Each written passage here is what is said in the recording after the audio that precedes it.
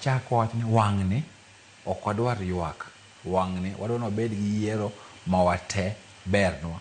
Kwasewacho kamano to jo IEBC ok wabi rito by election, wadwa rito chakre kawuono.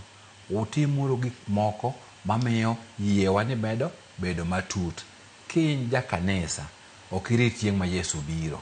Pile pile idhi tiwacho ni jakosa, tiwacho ni an jakanisa, an jakanisa madwa bedo ng'ama ber. Koro nyaka wachak bedo gi mijing'o kawuono. To jo IEBC nyaka ng'e ni gimoro amora ma gitimo seche te ji ng'iyogi. Sani gidhi induction, idhi puonj kaka onego bed ni gitiyo. Gidhi Mombasa kawuono.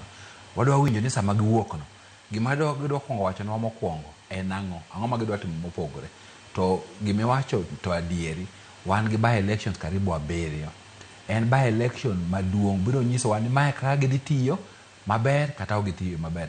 To gima wacho ni by election kende ma kik wariti, commissions mogik mokalo by elections ne gitimo maber. Ng'e by election ji nok timo ang'o, ji nok ywagi. To ka gikiyiero maduong' to ywak otimore nade, ywak owuok maduong'. Koro nyaka gitim gik moko te.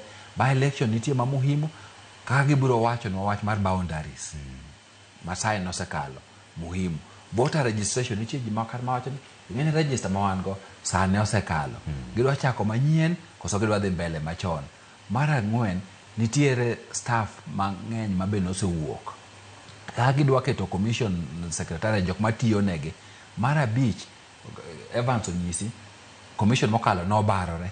Kaka gidwa tiyo pile pile beno kiny ok wawinji ni jakom ni koni to vice chair ni kocha, ni members matindo ni kocha to moti ni kocha. Nyaka gibed ji kamoro achiel. Ging'e ni josiasa biro dwaro pogi, to kopogi to gin gi tabu. Koro kelo yieno ne jopiny kaka iwachono seche ma koro gidhi timo puonjruok kata induction mani Mombasa, ka ber to nego giwuog oko mondo ginyis jopiny ni chenro wachalo kama, tarik ma kama watimo ma, tarik ma kama watimo ma, koso